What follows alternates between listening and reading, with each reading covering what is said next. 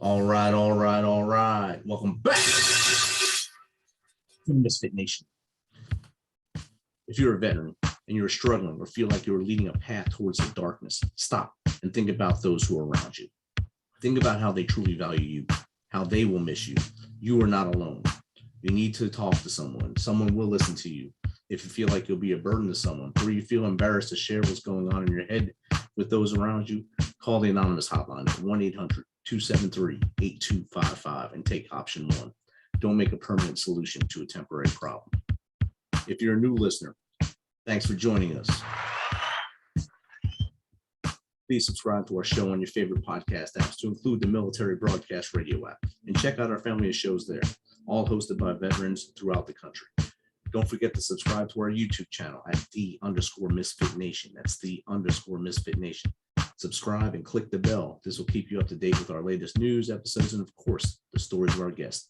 Speaking of which, our next guest is the co-founder and COO of My Tennessee Home Solutions, a real estate solution company composed of veterans dedicated to hard work and service in the civilian world, just as they were during the time and service to their country. Our guest is currently transitioning out of the military. He looks to help others use their God-given gifts and talents to help themselves and others. So without further ado, let's welcome Charles Chandler to the Misfit Nation. Welcome, Charles. How are you doing? Good, man. Thank you so much for having me on. I hope you had a great Memorial Day weekend. I hope you did as well. And congratulations on fulfilling your time in suits and in your boots and transitioning right over into the suit world and real estate world. And that's a big jump right there from being a soldier to being a civilian, right down the street, basically, for you, an inch and a half on the map, I guess. Yeah, it's a lot of transferable skills, honestly, too. It's just all about relationships, talking with people, developing good, strong, just genuine and authentic care for people and wanting to help people out. And so a lot of that from the Army, the military, like I said, it really is a lot of transferable skills that bleed over very well. Awesome. So Charles, if you don't mind, tell us a little bit about your backstory, your journey into the military, and to how you came up with the idea to start this and to where we are now. Yeah, so that dates back to 6-year-old Trey. Trey's my nickname. Okay. I received a catalog from West Point, and I thought the pictures looked really cool, and they played dress up, and I thought that was probably the coolest thing ever in the world. However, I took quite a detoured route to get there. Did a lot of sports, involved in church. Just grew up with my mom and I. My dad unfortunately passed when I was a lot younger, but I did have pretty good, strong male role models growing up. Just nothing very stable to kind of really learn from over time. But that kind of built in more of a nurturing factor on my end, being close to my mom. And so out of high school, enlisted in the reserves initially because I did want to go the officer route. And the college that I went to, the reserve unit that I was part of, and my hometown was all kind of co-located. So being close to home, family, in a familiar location was ideal. But after basic training, coming back to the reserve unit and starting ROTC in college, I got the opportunity to attend West Point's prep school. My professor of military science saw something in me that sparked the idea to at least nominate me. And then I'm very, very fortunate that he did that. So I went to West Point's prep school and then to the academy from there. But the goal is always the same. I wanted to be an officer, specifically an infantry officer. Wanted to, have that as part of my life and part of of my experience growing up. So that's kind of the long route to finally get to the end state that I was trying to get to. I just got classically lost along the way. I mean, you set a goal from a picture pamphlet you got at 6 years old. That's outstanding. They just played dress up and had fun. Yeah. And then you took the route to get there, the reserve route, and then the prep school and into West Point. What was your class? What year did you graduate at West Point? 2017. 2017. Okay. Mm-hmm. Then you went right to pending from there, or? Yep. So I again took a little bit of an unorthodox approach. At the time they had the ability to send newly commissioned lieutenants if they wanted to Ranger School first, as there's assessments throughout the school year in kind of a order of merit list. So I was fortunate to be part of that small group, and had a great group of individuals that went, at least from what we saw it as, a free attempt at going and kind of seeing what it's like before going to the infantry basic officer leadership course, which is generally what your first stop would be. So I did Ranger School first, and then the infantry basic officer leadership course. And then from there, a fairly standard pipeline to then get to my first duty station, which was the 101st at Fort Campbell. Nice. Who are you with that 101st? First Brigade with 2327 no slack. No slack. I'm a no slack veteran myself from the 96 to 99. Awesome. So we got some brotherhood there. Outstanding. Yeah. So when did you come up with the idea to get into the real estate business? Well, was it while you were at Campbell here? It was. So a good friend of mine, really hardworking, driven individual, Jordan Isham, my partner. He was a West Point class of 2018. I knew about him, was aware of who he was. Again, just from afar, just knew like that's an individual that's going somewhere. Very fortunately, we were able to reconnect back at Fort Campbell. We both were at the infantry mortar leader course down here at Benning, and I kept noticing he would always just do something slightly different than what seemed, I guess, on a normal break, you just want to talk with the guys and mess around and tell jokes, but he was always right to work, pulled his laptop out, got on the phone. So I knew he's up to something, and I just kind of took an interest, and he just opened a whole new world to me about what he was doing with flipping houses, wholesaling, buying rental properties, and doing all this amazing stuff. Because at the time his unit was deployed to the southern border, and he just took full advantage of time availability given to him. And from that, it really planted the seed hard in my mind about, what if I did do something slightly different? And he just asked a simple question of, have you thought about the work ethic you put towards the military into maybe something real estate, or what he called at the time a side hustle? My wife took very kindly to that, and also kept pushing me towards getting into the real estate investing realm. And really from there, the conversation just continued. Jordan invited me out to a real estate investing conference out in Denver. I showed up. I owned just my personal house that I stumbled through to purchase with my VA home loan. Didn't even know what an appraisal or inspection or anything was. I was super confused, and I felt very out of place, very uncomfortable, very out of my element, which I kind of needed, because I think I was reaching caps of growth and opportunity through the military. Because at some point you kind of hit a wall, and you just want more. And so being there kind of opened my eyes to what is more defined as. And so we ended up partnering on a deal together. It went very, very well. And then that was our proof of concept to then take off and reinvest, and then develop and start a company.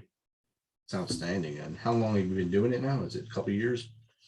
We're at a year and a half. Year and a half. Nice. That's a tidal wave of playing and getting a success at a quick rate. That's good. That's real good. Did you get a Tennessee real estate license, or did you get a national license to do real estate? So none of us are actually licensed except for my wife, so that when we list the properties after we rehab them, fix them up, she can put them on the market for us. It's good to have something like that in-house, as well as any comparables or information about properties that we need to know, so that we know that we're making a good offer initially. We know that we're going to get the property at a good price, because everything we do is off market acquisition side. And so it's just a whole different ballpark than dealing with anything on market with agents and whatnot. I'm sure it takes out a lot of the middle people that are involved in it that way. And you can pick the properties you want based on what's out there and the inventory that you can find off market that needs help, needs rehab, flipped, and repurposed so people have places to live. Yeah, absolutely. And the big thing about what we do is, we don't do any cold calling or randomly texting people or anything like that. We just have a pretty good website that just immediately shows people who we are, that we try to take care of people, try to solve problems. Really, that's the big thing. We want people to understand and feel that, the situations that they're in or that they find themselves in, or inherited properties or probate situations, or very unruly tenants, that it's okay. And that we sympathize, we empathize, and that we're postured to be able to really help and solve any of those issues that people face. That's outstanding. And I read in your bio helping veterans, composed of veterans, helping people find their God-given talents. Besides you and Jordan, how many other veterans are with you? Or is it just you two so far? So there's 7 of us total on our team. My wife is one of those, but the remaining 6 were all veterans. We've had 2 individuals that recently transitioned completely ETS'd out. They were able to take advantage of doing the CSP program, which is an amazing program available to service members. And so they were able to intern with our company, and then we were able to so yeah, I love that part. Yeah. And so we were able to, get them back, full-time onto the team. And so that's a big outreach internally that we have, because we want A players that, they have strong work ethic.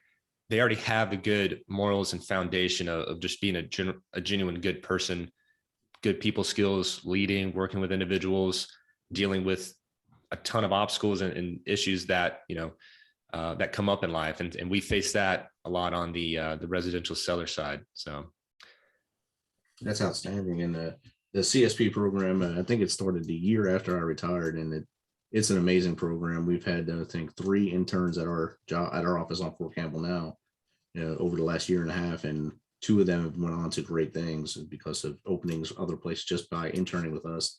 And that's something I wish they had when I was coming out, because it would have helped out a lot better for the transition. And speaking of transition, you would be looked at as a transition success right now, even though going through the process of the transition. What advice would you give to those who are in the weeds right now in their transition and trying to figure it out, maybe 6 months out right now? Yeah, roughly about 6 months out. You have a ton of time, but then you don't at the same time. I really think when you're hitting that 6-month out window, you really need to start taking care of yourself, and start making sure that you're postured correctly, that you have your appointments lined up correctly, and that you're just reaching out and networking. When you delay, and I've seen this happen too many times, when people delay, they put off, or they try to give a little bit more, and then the second you're out, there's no more going back and wishing that you could redo something. So you got to draw the line in the sand at some point. Start taking care of yourself, reaching out on. There's so many different types of Facebook groups out there. You can search anything and find a good Facebook group that can have good forums, good questions and answers. Reaching out to there's tons of really good, especially at Fort Campbell, tons of really good on-post assistance for individuals that are transitioning out. And if you don't get on the phone, if you don't send emails, if you don't make calls and text messages, you're really just hurting yourself, and you're setting yourself back. So I think back to going to that conference in Denver, feeling very uncomfortable and out of my element. And that's okay to do that. And that feeling should be good, because then I think that's when you know that you're getting into that transition process and putting yourself out there. Because everyone generally wants to see everybody succeed and do well, especially transitioning veterans. People want to, help them take that next step. I think a lot of people would be very surprised if they just start reaching out to others, and the people that you can get connected with, even just through that, is monumental. And I think, like you said, if you're not marketing yourself, no one's going to market you for you. You have to get out there, push the buttons, and text, email, call. Sometimes those are cold calls. Something you look up online, found a number, just call them, say, hey, I'm Joe coming out, and this is my skill set. I can bring this to your company. What do you got for me? And hopefully it works. If not, they say, oh yeah, I got a guy for you, and call this number, and it starts to steamroll down, and you find that place in your next career, and it works out well for you that way. And speaking of the cold calls and marketing yourself, for marketing your business, how do you do marketing and then convert that into actual leads, I guess, for your business? Right. Yeah. We got to have leads to come in order to even have a business. Right. So a big thing that we focus on is our website. We see it more as an authority hub and credibility. There are a decent amount. The competition in Middle Tennessee and Nashville is huge with real estate. And now you get into the off-market space, sell my house fast or whatnot. And so cash home buyers. So how do we differentiate ourselves? A lot of it is through our messaging and our online presence, Google pay-per-click, paid ads, Facebook ads, just to have the consistency of pattern interruption when someone's on their phone scrolling. But we really do have a huge emphasis on our search engine optimization on our website, to where people immediately feel that they've met us before they've even talked to us. And so having the engagement in the local community, we do run some television ads as well, so that people can see our team members, talking on television, body language, what they sound like. That way, when we're in person and talking with individuals and shaking their hand, it feels very natural, warming, and kind of more of a less, tension or trying to get on equal, just neutral ground, really, with individuals. Awesome. And, if you can go back to 6-year-old Trey reading that brochure, would you change his mind, or would you say, hey, blaze forward that path? Yeah, you got to blaze forward. Yeah. Very, very glad with the decisions made so far. Yes, I am closing the chapter of the military, but it was instrumental to where I'm at now. And I think a lot of veterans realize that, very proud and feel very accomplished and good about their time in and their service. But one thing to also always remember, the military has a 100% get out rate. Yes. At some point, you will get out. What do you want to do with those lessons learned, with those friendships made, past that and beyond that? And so, as of right now, I feel very content and able to just utilize a lot of those strengths and weaknesses and just try to keep pushing forward to like help someone else, mentor other people. But yeah, right now it's definitely keep blazing the path. Do you still have that brochure around, or? I do. Oh, you do? Outstanding. I do. Hopefully you frame it or something, but that's awesome. Did the dress up part of it fulfill your dreams? Did you think that's what you? I did not. When you got to West Point, and it was full corners, eating a pie and stuff like that. I did not realize the amount of uniforms that there were, or different combinations thereof, but I was, or really also just the kind of the facade that a lot of the uniforms show, where you just have a cuff that looks like it's a long sleeve shirt, or certain different types of buttons, flat buttons, or with certain uniforms. I think I messed it up every single time, but in the photos you can't really tell. So we all look the same. We all blend together once you have it all on and looking miserable out there in formation. So it all works out in the end there. You've done great things. Where do you see the company in 5 years? So, yep. So that's a great question. And honestly, just to even set that's an important question to always ask yourself individually. And if, young entrepreneurs or small business owners, having that plan. If you see behind me, I have our 3-year plan written out on our company poster. In 5 years from now, we're looking to have at least 250 doors under asset management, having completed at least 4 syndications. We've completed 1 so far, and to also have our single family residential business turn into a fund. We really want to start bringing on additional investors, providing opportunities for that side of the population as well. We're really starting to continue to build and strengthen the bridge that we've made with off-market residential direct to seller. And so now we're really wanting to increase our capability to rehab, take on more projects, and then also take on additional investors, so that we're providing value on the seller side as well as on the passive income for investors. So 5 years from now, we likely have a fund that's running, and then we're continuing to execute syndications through the value add space and commercial multifamily. Awesome. And hopefully you keep your finger on the pulse of the CSP program as well. not just at Fort Campbell, but all the bases that are doing it now, because you can take on our brothers and sisters from all those places and teach them what you've learned and hopefully bring them on. If it's not a fit for them, they'll know right away and they'll find another path for themselves at that point. Absolutely. Franchising our model that we do have is something that is routinely talked about. Timeline wise, we're a little unsure just because we want to make sure that we're not chasing any shiny objects or overextending our bandwidth, but we would all be full time. As myself, Jordan, we're both still transitioning out. So being able to have full 100% focus and energy towards this in 5 years, definitely being able to utilize the CSP to likely franchise to additional markets as well is definitely something discussed internally. Yeah, definitely. And I think as you guys grow, I mean, not many young entrepreneurs will have their 3-year plan posted behind them. So they got to read it every day and know this is my goal. 3 years, this is my goal. And like I asked you the 5-year plan, most people ask you 5, 10, and see where your steps are going to be. Do you want to keep expanding or do something different after 5 years? But most people forget about that portion. You can't just look at that shiny object and chase after it and try to chase that medal. You have to actually have a goal, have it in writing, so you look at it every day and say, hey, where am I hitting it? Am I missing something? And reevaluate how you're approaching that goal and make it to the finish line, of course. Right. Absolutely. You have to, I need it in my face every day so that my actions are either stepping towards or stepping back from accomplishing that. And so it's good. It's great alignment for everyone. It's always good reminders. And especially when we do our weekly team syncs, it's one of the slides part of that so that we just see it, we know it, we're stepping, we're still stepping towards it. Outstanding. I asked you earlier about the tips for transitioning soldiers or transitioning veterans.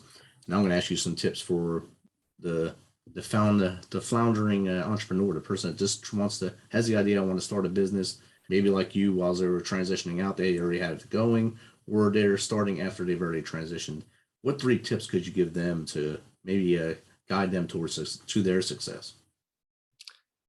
One, I would say is absolutely you have to educate yourself on the industry or the baseline knowledge of what it is that you're getting into. Spend a lot of time in books, listening to other podcasts, just gaining requisite knowledge overall. But number 2, and honestly, this is probably the most important tip, you have to just take action. You have to put yourself out there. You will not always know all the correct answers, but that's the best way is to learn, not necessarily to fail, but to put yourself in positions to where you start to realize what right looks like. If that's taking on investors to raise initial capital or, attending certain networking events about different types of, businesses that someone could initiate or start or be part of. But taking action is one of the biggest things because many people will do the studying, do the knowledge and whatnot, but then they don't feel confident enough to like put themselves out there and then take a step and take action. And then number 3, I would say is you have to document everything. Everything needs to be documented. So that way you have what we call our WACOR process, so that you can go back, refine it, make adjustments to it. So that way, if you were to bring on a new team member, or if you wanted to push or expand, you have that baseline foundation built out, written out, and then able to model off of, or help, better train and get someone up to speed on the level that you're at. So as far as 3 tips for really any entrepreneurial kind of initiative someone's taken, I would say those would be my big 3. I think all 3 of them are awesome. Your tips for transitioning were awesome earlier. You have referenced your website. Would you like to say what your website is so the audience can hear it and know how to get to you? Yeah, if people like typing it all out, it's www.mytennesseehomesolution.com. And you can see everything on there, our video testimonials, can meet the team, see some of our reviews and some of our previous work and just generally what we're doing. And is that the best place for them to get in contact with you as well? For me personally, I would say probably my personal social media. Instagram would probably be best. It's _Trey Chandler _. So that's probably one of the best ways, or finding me on Facebook. Again, just Trey Chandler. I love when people reach out. I'll try to answer everything because I think it's very important. knowing when, again, I try to always come back to the mindset that I was in at that first conference I went to, feeling out of place. No one's really talking to me. I don't really know what to say. But having someone like Jordan there introducing me to people, helping me out, and then making me feel confident. So that's why when individuals reach out, I try to always take the time and put myself in that mindset of just starting out, and at least people are reaching out and taking action and looking to learn something more or, better themselves. So highly, would love for people to reach out. Awesome. I'll call you Trey now instead of Charles. Yeah. So Trey, thanks for taking some of your time today, and of course being flexible to move it to today, and sharing your story, and of course your journey that you're on right now with the Misfit Nation. It's much appreciated, and good luck to you in all your endeavors in the future. Absolutely. I wish, our little favorite motto of no slack, That's right. Definitely. NFS. NFS for life. Yeah. That's awesome. I appreciate it. Thank you so much. No problem.